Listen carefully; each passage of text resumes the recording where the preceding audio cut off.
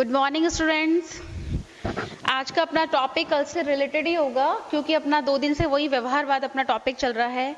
और इससे पहले वाले वीडियो में हमने राजनीतिक विज्ञान के विभिन्न दृष्टिकोणों की हमने बात करी थी, जिसमें हमने 2 दृष्टिकोणों की बात की थी, एक आधुनिक दृष्टिकोण की और एक परंपरागत दृष्टिकोण की। देखिए बच्चों, ये जो 2 दृष्टिकोण की हमने बात करी और उसके बाद जस्ट बाद हमने व्यवहारवाद बिहेवियरिज्म की हमने बात करी थी या इसके बारे में हमने आपको बताया था।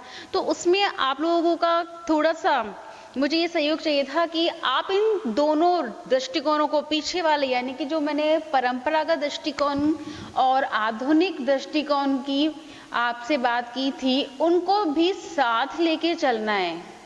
वो साथ लेके इसलिए चलना है क्योंकि व्यवहारवाद और इसके जस्ट बाद जो हमारा जो टॉपिक रहेगा उत्तर व्यवहारवाद, इन दोनों से ही ये दोनों दृष्टिकोण रिलेटेड रहेंगे।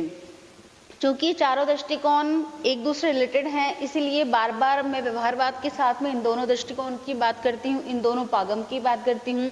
या इसके बाद जब उत्तर व्यवहारवाद की हम बात करेंगे तो उस उत्तर व्यवहारवाद में भी हम तीनों की ही बात करेंगे। क्योंकि मैं फिर से रिपीट कर रही हूँ कि व्यवहारवाद एक तरह से परंपरागत दृष्टिकोण और आधुनिक दृष्टिकोण से रिलेटेड ही है और इसमें इसीलिए बार बार इन दोनों ही उपागम की बात की जा रही थी। चलिए अब वापस से मैं आपको हल्का सा इसमें आपको रिपीटेशन कर देती हूँ कि व्यवहारवाद में क्या चीज़ हमने देखी थी या व्यवहारवाद का अर्थ क्या है या व्यवहारवाद के बारे में जो भी हमने आपको थोड़ा सा मैं बता देती हूँ। देखिए व्यवहारवाद क्यों अस्तित्व में आया, कल बता चुकी थी मैं कि व्यवहारवाद वापस से यानी कि इसका जो उदय था या इसका अस्तित्व में आना इस बात को इंटीमेट करता है, इस बात को है ना दृष्टिपात करता है कि इस उपागम की आखिर इतनी आवश्यकता क्यों थी या ये उपागम जो हमारा आया है या इसकी उत्पत्ति हुई है वो क्यों हुई थी। क्योंकि जब वो परंपरागत दृष्टिकोण आया था उस दृष्टिकोण में बहुत सारी ऐसी कमियां थी, बहुत सारे ऐसे दोष थे, बहुत सारे ऐसे असंतोष उत्पन्न होने लगे थे जिसके कारण व्यवहारवाद को आना ही था। इसलिए व्यवहारवाद का उदय हुआ। या हम ये कह सकते हैं कि व्यवहारवादी दृष्टिकोण किस पर आधारित है, मुख्य रूप से ये मैं आपको बता चुकी हूं कि मुख्य रूप से व्यवहारवाद किस पर आधारित है, तथ्यों पर आधारित है। ठीक है, और ये एक तरह से मूल्य निरपेक्ष अवधारणा है। ये कौन सी, किसकी बात कर रहे हैं हम, व्यवहारवाद की। कि व्यवहारवाद एक तरह से मुख्य रूप से किस पर जोर देता है, तथ्यों पर जोर देता है। और व्यवहारवाद एक ऐसी अवधारणा है जो मूल्य निरपेक्ष है और आदर्शों से रहित है, आदर्शों से रहित है। क्यों? क्योंकि इसका जो मेन उद्देश्य था, किसका, व्यवहारवाद का जो मुख्य जो उद्देश्य था वो ये था कि राजनीति विज्ञान को, क्या चाहता था व्यवहारवाद, कि राजनीति विज्ञान को ये बहुत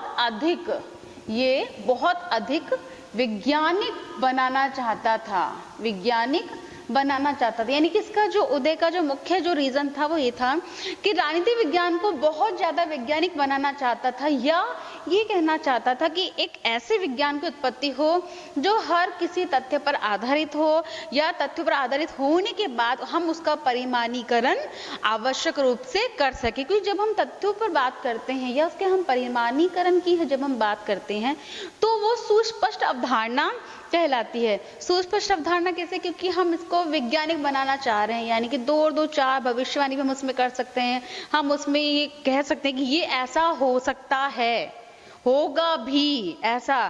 तो कब होगा, जब वो उपागम वैज्ञानिक होगा। ठीक है, इसमें मैंने आपको कल बताया था कि इसके जो मुख्य जो प्रतिपादक हैं यानी इसके जो मुख्य प्रणेता हैं किसके, व्यवहारवाद के, वो कौन है बताइए, याद तो होगा, डेविड ईस्टन। डेविड ईस्टन यानी कि इसके मुख्य प्रणेता का जो नाम है वो है डेविड ईस्टन। अब मैंने इसके बाद में आपको बताया था कि इसके मुख्य विचारक जो हैं वो कौन कौन से हैं, क्योंकि कई बार आपके क्वेश्चंस में पूछ लिया जाता है कि इसके मुख्य प्रतिपादक, मुख्य प्रणेता में तो ये आ जाएगा, लेकिन मुख्य प्रतिपादक और कौन कौन से विचारक हैं जो व्यवहारवाद से जुड़े हुए हैं। तो जैसे कि कॉलमैन है, शील्ड है, आमंड है, पावेल है, साथ में नाम लिया जाता है, आमंड एंड पावेल है, और चार्ल्स मैरियम भी मुख्य रूप से नाम इनका लिया जाता है। ये चीज क्लियर हो गई। अब यहाँ पे अपने डेफिनेशंस की बात करी थी, जिसमें अपने चार्ल्स मैरियम की डेफिनेशन की बात करी थी, रॉबर्ट डेहल की डेफिनेशंस की हमने बात की थी, और उसके बाद में हमने उसके व्यवहारवाद के अर्थ में आ गए थे। तो ये सारी चीजें हम मोस्टली 2 दिन से कर रहे हैं। तो अभी हम इसके आगे बढ़ते हैं। नेक्स्ट अपना हम इसके आगे है कि व्यवहारवाद के उदय के ऐसे कौन से कारण थे जिनके कारण व्यवहारवाद का उदय हुआ। ठीक है, हम इसके उदय के कारण अब पढ़ेंगे। व्यवहारवाद के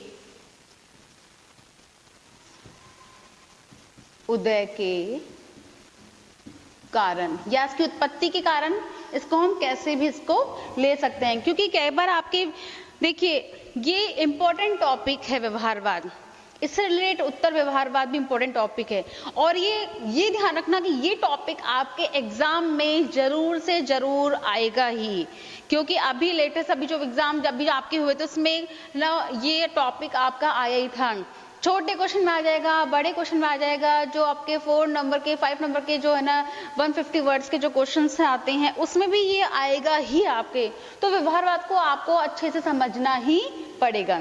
चलिए आगे चलते हैं कि व्यवहारवाद के उदय के ऐसे कौन से कारण थे जिनके बाद हम ये कह सकते हैं कि ये ऐसे रीजंस थे जिनके कारण व्यवहारवाद का उदय हुआ। अब एक चीज यहाँ पर और क्लियर है कि अपन बात कर चुके थे कि व्यवहारवाद का जो उदय है वो किसके बाद हुआ था, द्वितीय विश्व युद्ध के बाद इसका उदय हुआ था मुख्य रूप से। ठीक है, यानी कि 20वीं शताब्दी के बाद, यानी कि इसका उदय 20वीं शताब्दी के बाद और द्वितीय विश्व युद्ध से पहले व्यवहारवाद का उदय हुआ था। यह मुख्य रूप से आपको याद रखने की बात है कि द्वितीय विश्व युद्ध से पहले और 20वीं शताब्दी के बाद, यानी कि इन दोनों के बीच में व्यवहारवाद का उदय संभव हुआ था, ये व्यवहारवाद की उत्पत्ति हुई थी। ठीक है, अब इसका मुख्य रूप से जो देन है वो क्या है कि इसका मुख्य विषय मैंने आपको बताया था कि राजनीति व्यवहार का अध्ययन करना है। इसका जो मुख्य जो विषय था वो क्या था कि राजनीति व्यवहार का अध्ययन करना था। अब राजनीति व्यवहार का अध्ययन किसका, कि मानवीय क्रियाओं को राजनीतिक क्रियाएं किस तरह से प्रभावित करती हैं या ये एक दूसरे को किस तरह से प्रभावित करते हैं। चलिए अब आगे चलते हैं कि व्यवहारवाद के उदय में ऐसे बहुत सारे रीजंस थे जिन्होंने व्यवहारवाद की उत्पत्ति को संभव बनाया या व्यवहारवाद की उत्पत्ति के महत्वपूर्ण वो देन माने जा सकते। जैसे कि फर्स्ट पॉइंट है अपना कि परंपरागत अध्ययन पद्धतियों के प्रति असंतोष। परंपरागत अध्ययन पद्धतियों के प्रति असंतोष। नाम से ही पता चल रहा है कि इसका फर्स्ट रीजन जो हम कर रहे हैं कि परंपरागत अध्ययन पद्धतियों के प्रति असंतोष। बहुत सारे राजनीति शास्त्री और बहुत सारे राजनीति विचारक ये मानते हैं कि व्यवहारवाद को उदय के पीछे, क्योंकि हमें भी आप पता है और बता भी मैं चुकी हूँ कि व्यवहारवाद के उदय के पीछे सबसे मुख्य जो रीजन है वो ये है कि परंपरागत अध्ययन पद्धतियों के प्रति बहुत सारा असंतोष उत्पन्न हो गया था, बहुत सारा विरोध हो गया था, इसके कारण व्यवहारवाद की उत्पत्ति संभव हुई थी। तो बहुत सारे राजनीति शास्त्री और बहुत सारे राजनीति विचारक यहाँ पे इस चीज को मानते हैं कि व्यवहारवाद की जो अध्ययन पद्धतियां थी उनके प्रति लोगों में बहुत ज्यादा असंतोष उत्पन्न हो गया था, बहुत ज्यादा उसका विरोध हो रहा था, इसीलिए व्यवहारवाद की उत्पत्ति संभव हुई थी। जैसे कि अब हम यहाँ पे बात कर रहे हैं कि विचारक ये क्या कहते हैं कि राजनीतिक जीवन की वास्तविकता का चित्र हमारे सामने स्पष्ट नहीं कर सका था। कौन? परंपरागत अध्ययन। क्योंकि यहाँ पर हम व्यवहारवाद की बात की है, व्यवहारवाद का मुख्य विषय मैंने आपको बताया था कि राजनीति व्यवहार का अध्ययन का इसका मुख्य विषय है, लेकिन जो परंपरागत अध्ययन पद्धतियां हैं वो मानवीय क्रियाओं का और मानवीय क्रियाओं के साथ में राजनीति व्यवहार का जो उन्होंने अध्ययन प्रस्तुत किया था वो स्पष्ट नहीं किया था। कि ये क्यों हो रहा है, ये कैसे हो रहा है, इसके पीछे क्या रीजंस हैं, ये उन्होंने क्लियर नहीं किया था। फिर राजनीति शास्त्री बहुत सारे रीजंस भी देते हैं, जैसे कि उन्होंने इसमें बताया है कि उन्होंने कहा है कि राजनीति शास्त्र में जो परंपरागत अध्ययन पद्धतियों के प्रति जो लोगों में असंतोष था, उसमें प्रयुक्त होने वाली जो पद्धतियां थी वो सही नहीं थी। यानी कि जैसे कि हम फॉर एग्जाम्पल किसी काम को हम करते हैं, उस काम को करने के लिए हमारे पास बहुत सारे ऐसे उपकरण होने चाहिए जिन उपकरणों की सहायता से हमारा वो कार्य सफल हो सके। तो हम ये उपकरण ही हैं कि पद्धतियां जो परंपरागत अध्ययन पद्धतियों में या परंपरागत राजनीति शास्त्रियों ने राजनीति विज्ञान के अध्ययन के लिए जिन पद्धति का उपयोग किया था, वो पद्धतियां स्पष्ट ज्ञान नहीं दे रही थी, यानी कि स्पष्ट रूप से किसी भी चीज को क्लियर नहीं कर रही थी। और फिर उसमें एक बात और इम्पोर्टेंट थी कि जिन राजनीति शास्त्रियों ने इसके जो अध्ययन किया है, उनके केवल पद्धतियां ही काम कर रही थी, यानी कि उनके उपकरण ही काम कर रहे थे, उनका व्यवहारिक ज्ञान उसमें वो इंक्लूड नहीं कर पा रहे थे। क्यों? क्योंकि वो पद्धतियों के आधार पर ही अपना कार्य आगे बढ़ा रहे थे। अब इसके बाद और भी बहुत सारे जो विचारक है, इसी में ही उन्होंने बहुत सारे अपने रीजंस दिए हैं। जैसे कि अब उन्होंने ये कहा है कि द्वितीय विश्व युद्ध के बाद में या द्वितीय विश्व से पहले या 20वीं शताब्दी के बाद में परिस्थितियां बहुत चेंज हो गई थी, यानी कि परिस्थितियां इतनी चेंज हो गई थी कि इसमें परंपरागत अध्ययन पद्धतियां जो यूज में हो रही थी, वो किसी भी तरह का परिवर्तन करने में जो परिवर्तन वो करना चाह रही थी, वो संभव नहीं हो पा रहा था। जैसे कि अब हम यहाँ पे बात करें कि द्वितीय विश्व युद्ध से पहले और 20वीं शताब्दी के बाद में बहुत सारी ऐसे कुछ उपागम, जैसे कि फांसीवादी, नाजीवादी, साम्यवादी, ऐसे बहुत से दृष्टिकोण है ना उत्पन्न हो गए थे, जिन्होंने अपने अपने तरीके से अपने अपने राजनीति विज्ञान के अध्ययन को प्रस्तुत किया था। और लेकिन इसमें सबसे बड़ी दिक्कत ये थी, इसमें सबसे बड़ी समस्या ये थी कि ये सारे जो उपागम जो उत्पन्न हो रहे थे, इनकी जो उत्पत्ति संभव हो गई थी, ये जो कहना चाह रहे थे उस चीज को भी ये क्लियर नहीं कर पा रहे थे, जिसकी राजनीति व्यवहार या राजनीति विज्ञान का जो ज्ञान है, जो अध्ययन है, वो सही तरीके से सामने आ नहीं पा रहा था। यानी कि किस तरह से अध्ययन होना चाहिए राजनीति विज्ञान का, वो ठीक प्रकार से वो क्लियर नहीं कर पा रहे थे। फिर जो हमारा राजनीति विज्ञान के शास्त्री हैं, वो ये कह रहे थे कि इनकी जो शैली है वो वर्णनात्मक शैली थी, और वर्णनात्मक शैली थी मतलब ये कि वो पर्याप्त एक तरह से नहीं थी। क्यों? क्योंकि जो उद्देश्य ये लोग लेके चल रहे थे कि राजनीति विज्ञान का अध्ययन हमें इस तरीके से करना है और इस तरीके से हमें इसे प्रस्तुत करना है, वो भी ये ठीक प्रकार से नहीं कर पा रहे थे। अब यहाँ पर कुछ और वैज्ञानिक जो हैं, वो उन्होंने कहा है कि इसके बाद में बहुत सारे ऐसे उपागम उत्पन्न हो गए थे, बहुत सारी पद्धतियां आ गई थी, वो हमारा वर्णनात्मक जो पद्धति ये भी आ रही थी, लेकिन इसके साथ साथ कुछ नवोदित राष्ट्र उत्पन्न हो रहे थे, जैसे कि तृतीय विश्व के देश हैं, ये सारी चीजें उत्पन्न हो रही थी, ये सारे परिवर्तन हो रहे थे, तो वो भी राजनीति विज्ञान के अध्ययन में बाधा पहुंचाने का काम कर रहे थे, जिसके प्रति लोगों में बहुत ज्यादा असंतोष था। अब ये जब असंतोष बढ़ा तो इसकी कमियां भी अपने आप ही सामने आने लगी कि परंपरागत दृष्टिकोण में जो अध्ययन पद्धतियां जो काम में आ रही हैं, उन अध्ययन पद्धतियों का राजनीति विज्ञान के अध्ययन में सही तरीके से यूज हो रहा है या सही तरीके से प्रयोग हो रहा है या नहीं, अब ये सारी चीजें सामने आ रही थी। इसीलिए इसके प्रति या परंपरागत अध्ययन पद्धति के प्रति असंतोष निरंतर बढ़ता जा रहा था, जो कि व्यवहारवाद की उत्पत्ति का मुख्य कारण बना। ठीक है, नेक्स्ट पॉइंट की हम बात करेंगे कि अन्य समाज विज्ञानों से प्रेरणा। नेक्स्ट पॉइंट लिखिए आप, अन्य समाज विज्ञानों से प्रेरणा। सेकंड पॉइंट है अपना, अन्य समाज विज्ञानों से प्रेरणा।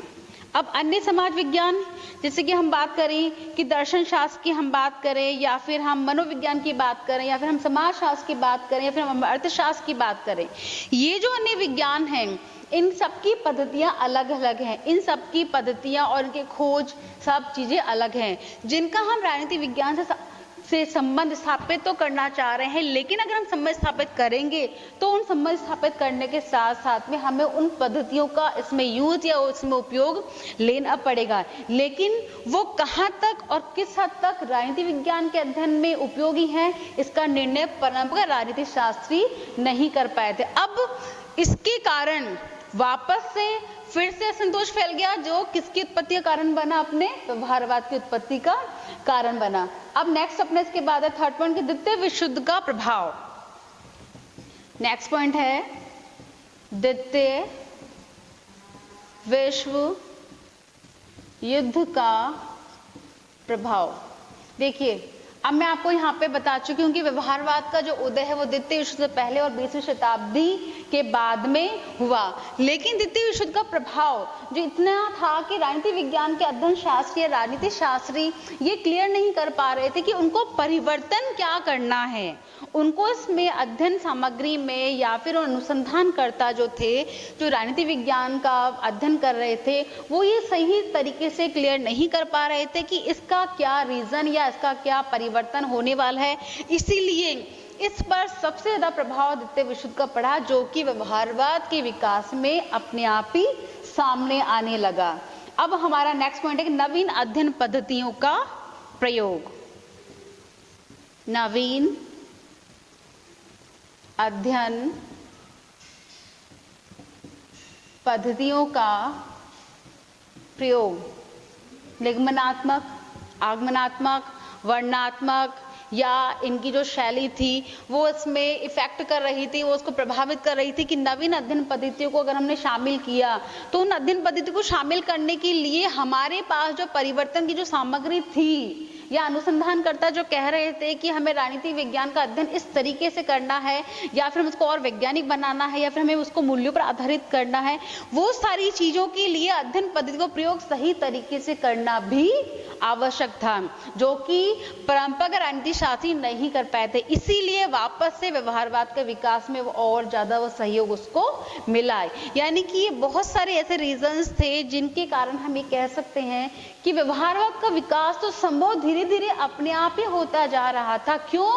क्योंकि इनकी जो कमियां थी, इनका जो विरोध था, इनके प्रति जो असंतोष था, वो अपने आप ही क्लियर होता चला जा रहा था, जिसके कारण व्यवहारवाद का विकास संभव हुआ। अब इनके बाद एक चीज और है कि ये बहुत सारे रीजंस थे, लेकिन इन रीजंस के अलावा कुछ राजनीति विचारकों ने अपनी पुस्तकों का निर्माण किया, अपनी पुस्तकों की रचनाओं के माध्यम से व्यवहारवाद के विकास में महत्वपूर्ण भूमिका निभाई। जिसमें से मुख्य रूप से अगर हम बात करें तो ग्राहम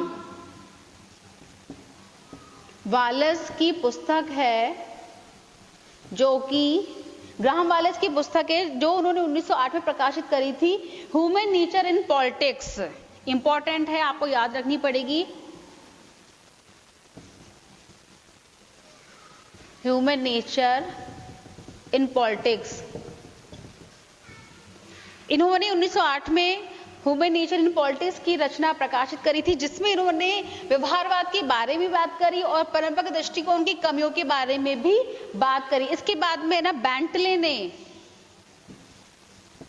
इसके जस्ट बाद में बेंटले ने अपनी पुस्तक को प्रकाशित किया था और कहा था कि द प्रोसेस ऑफ गवर्नमेंट एक ऐसी पुस्तक है जो human nature in politics Graham wireless की ही तरह ही है, जिसमें व्यवहारवाद के बारे में बात की गई थी और उसकी कमियों के बारे में भी बात की गई थी। The process of government, the process of government, ये दोनों पुस्तक आपको याद करनी पड़ेंगी क्योंकि आपके जो 2 नंबर के जो क्वेश्चंस हैं उसमें कई बार इनसे रिलेटेड बुक्स और इन सब का नाम पूछ लिया जाता है, तो आपको ये दोनों बुक्स के नाम भी याद रहना चाहिए और इनका सन भी याद रहना चाहिए। इनके अलावा सबसे जो इम्पोर्टेंट है, जिसकी मैंने कल भी बात करी थी, 1925 में चार्ल्स मैरियम, 1925 में इन्होंने अपनी पुस्तक new aspects of politics, new aspects of politics प्रकाशित करी। ये इंपॉर्टेंट है, बहुत बार पूछी जाती है आपके एग्जाम में बहुत ज्यादा, इसलिए आपको ये बुक का नाम बहुत ज्यादा बिल्कुल सही तरीके से याद करना है कि चार्ल्स मेरियम ने जब 1925 में न्यू एस्पेक्ट्स ऑफ पॉलिटिक्स की बात करी थी तो उन्होंने ये कहा था कि अब जो दृष्टिकोण है उनमें परिवर्तन आने लगा है और व्यवहारवाद की दिशा अग्रसर अपने आप ही होती जा रही। तो इन्होंने ये जो तीन की बात हमने करी है, ये तीन विचारक ऐसे हैं जिनकी पुस्तकों के माध्यम से कह सकते हैं कि व्यवहारवाद का मार्ग अपने आप ही धीरे धीरे अग्रसर होता जा रहा था। अब राजनीति विज्ञान में मूल्यों और आदर्शों की अपेक्षा अब तथ्यों पर जोर देने की बात धीरे धीरे सामने आ गई थी। क्यों? क्योंकि तथ्यों के आधार पर हम परिमाणीकरण को संभव बना सकते हैं, जबकि हम मूल्यों और आदर्शों के माध्यम से बात नहीं कर सकते। ठीक है, आज की क्लास में इतना ही। आगे हम इसके बाद में पढ़ेंगे इसकी आलोचना, इसकी विशेषता, इसकी मान्यता, उसके स्वरूप की भी हम बात करेंगे, लेकिन वो नेक्स्ट क्लास में। ठीक है, थैंक यू।